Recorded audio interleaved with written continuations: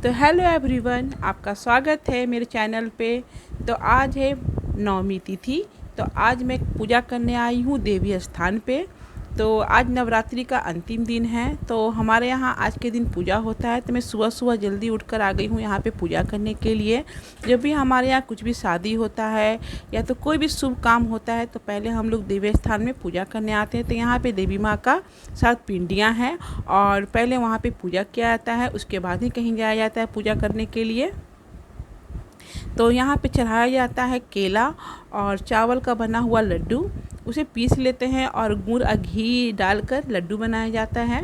तो इस तरह से सभी माताओं को मैं पूजा कर लूँगी, क्योंकि आज ये नवमी है तो घर में भी कन्या पूजन करना है, हवन वगैरह है और प्रसाद भी बनाना है। तो पहला पूजा यहाँ पे होगा और इस तरह से मैं प्रसाद बनाकर लाई थी घर से ही और इसे मैं चढ़ाकर थोड़ी देर के लिए छोड़ दूँगी।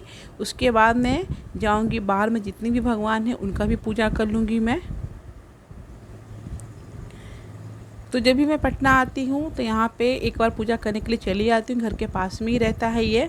जो भी अपने घर का जो सीमा होता है और जो भी अपने मोहल्ला वगैरह का होता है, काफ़ी बड़ा मोहल्ला है, तो यहाँ पे देवी स्थान का पूजा किया जाता है कुछ भी शुभ काम होता है। तो ये देखिए यहाँ पे हनुमान जी का भी मूर्ति था, तो मैं दूर से ही पूजा कर लूँगी। हनुमान जी को बोलते कि टच करके पूजा नहीं करना चाहिए, तो मैं दूर से पूजा कर लूँगी। बाहर में सरस्वती माँ का ये देखिए मूर्ति है और साथ में शनि देव का, मतलब पूरा भगवान ही थे। यहाँ पे छोटे छोटे मंदिर बहुत सारे हैं, तो सभी जगह पे मैं पूजा कर लूँगी इस तरह से। और यहाँ पे एक जगह पे मैं कर लूँगी हवन कुंड में हवन, तो कपूर और हुमा जला लूँगी यहाँ पे।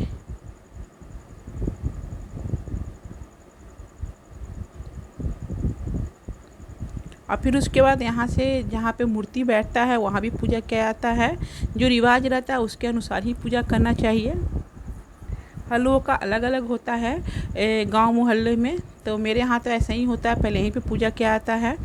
तो इस तरह से पूजा कर लूँगी। देखिए अगल बगल में घर भी बहुत बना हुआ था। और अब यहाँ पे आके मैं जो प्रसाद चढ़ाई थी वो उठा लूँगी और 1-2 प्रसाद छोड़ दिया जाता है। और मंदिर के पास में बहुत सारे घर भी बन गए हैं अभी।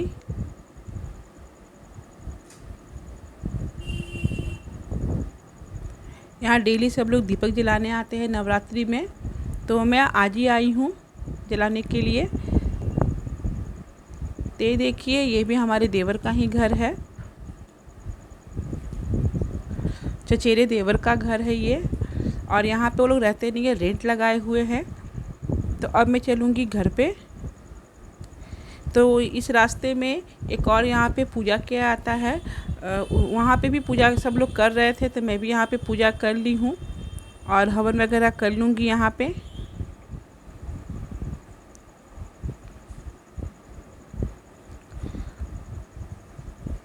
ये देखिए पत्थर का बना हुआ भगवान जी है।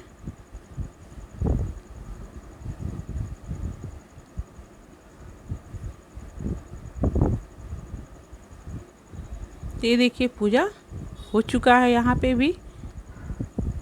और यहाँ पे मेरे मिस्टर बैठ के जो पूजा बचा हुआ था वो सब अध्याय कर रहे थे बैठ के। वो मेरा पार्ट पूरा हो चुका था, मैं पहले ही कर चुकी थी, तो वो भी अपना पूरा पूजा कर चुके हैं। अब करेंगे हवन। तो ये देखिए कितना अच्छा घास दिख रहा है जो हुआ है। हमारे यहाँ ज्वारे कितने अच्छे हरे भरे हुए हैं। जब ये हरे भरे होते हैं तो मन में भी बहुत खुशी होता है, कह रहे चलो माता रानी खुश तो हुई, अच्छा तो हुआ ज्वारे। तो अभी पूजा करने के बाद ये लोग हवन वगैरह करेंगे।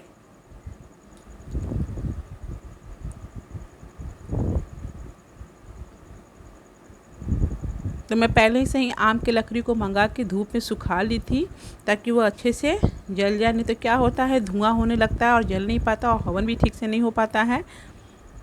तो पहले ही मैं इसे छत पे धूप में सुखा दी थी अच्छी तरह से। और इस तरह से हवन भी हो चुका है। फिर से मैं आगे वीडियो बनाऊंगी तो पूरा हवन दिखाऊंगी विधि विधान के साथ, मैं कैसे कैसे इसमें हवन हुआ है हमारे यहाँ और क्या क्या मंत्र करके हम लोग हवन करते हैं। तो ये देखिए बच्चे भी आ गए हैं, लेकिन बच्चे पूरे एक साथ नहीं आ रहे थे क्योंकि सब जगह बच्चों को बुलाया जाता है, तो बच्चे भी उस दिन जल्दी मिल नहीं पा रहे थे। तो 2-3 बच्चे को मैं पहले ही करके भेज दी थी क्योंकि उनके पेरेंट्स को भी कहीं लेके जाना था। और ये बच्चे लास्ट में आए थे तो इन लोग का वीडियो शूट कर पाई हूँ। तो पहले मैं उनका पैर धो देती हूँ और पैर धुलने के बाद पोंछने के बाद मैं उनके पैर को कलर कर लूँगी आलता से। और ये देखिए गिफ्ट में मैं लाई थी purse, rubber, clip, hair band और चुन्नी वगैरह, और दक्षिणा वगैरह मैं पर्स में ही डाल दी हूँ बच्चों का। कभी भी माता रानी का पूजा किया आता है, जैसे बच्चों का पूजा किया आता है कन्याओं का, दक्षिणा जरूर देना चाहिए। बिना दक्षिणा का पूजा कभी नहीं करना चाहिए। अगर आपको कुछ भी देना नहीं है तो कम से कम दक्षिणा और चुन्नी ज़रूर चढ़ाना चाहिए। ये छोटी सी बच्ची थी, मुझे खिला रही थी तो खा नहीं रही थी क्योंकि मुझे वो पहचानती नहीं है। तो उसकी बहन बता रही है कि आप मत खिलाइए, नहीं तो क्या होगा, वो दांत काट लेती है। तो फिर मैं छोड़ दी। तो इस तरह से देखिए मोमू भी खाना खा रही है बैठ के। तो एक साथ में 9 बच्चे तो नहीं आ पाए थे, तो जैसे जैसे आ रहे थे मैं वैसे वैसे पूजा करते गई हूँ सबका। तो एक छोटी सी बच्ची है, उसका सारा सामान मैं एक चुन्नी में बांध दूँगी, नहीं तो क्या होता है और रास्ते वगैरह में जाएंगी तो गिर जाएगा।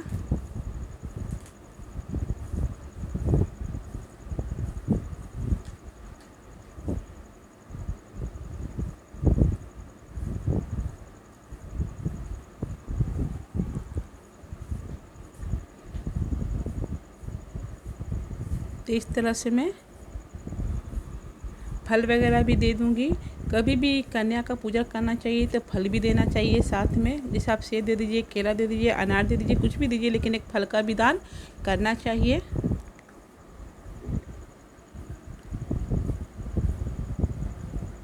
तो देखिए अभी वो खुश हो गई है और थोड़ा बहुत मेरे से पहचान भी हो गया है, तो अब वो मेरे से खा रही है चना वगैरह।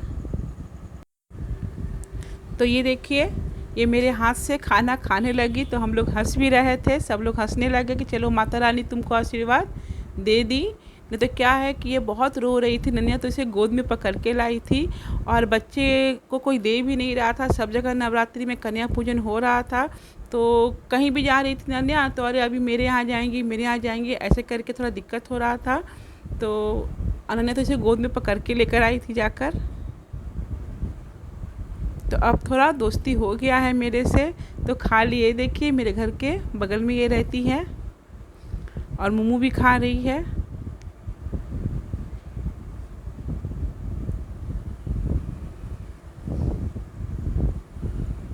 तो इसलिए हम लोग हंस भी रहे थे। तो इस तरह से कन्या पूजन हो चुका और सबको मैं प्रणाम कर लूँगी और आशीर्वाद ले लूँगी। और कल है विसर्जन, मैंने कलश वगैरह सबको हिला दिया है और कलश का पानी बाद में मैं कल पूरे घर में छींट दूँगी। ये देखिए जवारे कितने अच्छे हुए हैं। तो ये देखिए हमारे मोहल्ले में जहाँ देवी जी बैठी हैं, दुर्गा जी, वहाँ का है। घर के पास में 2 देवी जी बैठी हैं। तो शाम को हम लोग गए थे वहाँ पे प्रणाम करने के लिए। तो ये देखिए कितना अच्छा सजाया गया था। मैं तो यहाँ 16 साल में पहली बार हूँ पटना में दुर्गा पूजा में, तो मुझे तो बहुत ही अच्छा लगा और बहुत ही भव्य तरीके से सजाया गया था। तो सब मुझे तो अच्छा लगा, लेकिन फिर भी सब लोग बोल रहे थे कि हर साल और भी ज़्यादा रहता है। थोड़ा कोविड होने के कारण थोड़ा सा फीका था, लेकिन मुझे तो यही बहुत ही अच्छा लगा। सजावट वगैरह, तैयारी वगैरह सब बहुत ही अच्छा था। साथ में यहाँ पे भंडारा भी किया गया था, 10,000 आदमी का खाना वगैरह था, खीर पूरी सब्जी। और ये देखिए माता रानी कितनी सुंदर दिख रही हैं। खैर माता रानी का तो वर्णन करना कुछ कमी ही रहेगा, माँ तो माँ होती हैं। मुझे तो बहुत ही अच्छा लगा मूर्ति वगैरह देखकर।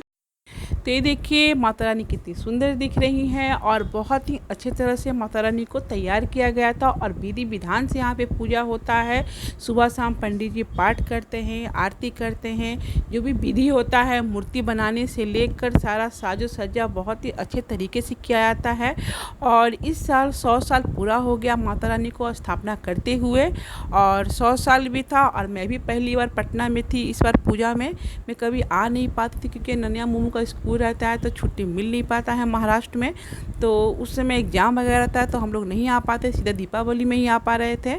तो ये देखिए सजावट वगैरह कितना अच्छा हुआ, और साथ में यहाँ पे गरीब लोग को साड़ी भी दान किया गया था। मतलब जो ज़रूरतमंद थे, गरीब का जो भी ज़रूरतमंद थे वो आकर यहाँ पे नाम लिखा दे और साड़ी वगैरह लेके जा सकते थे।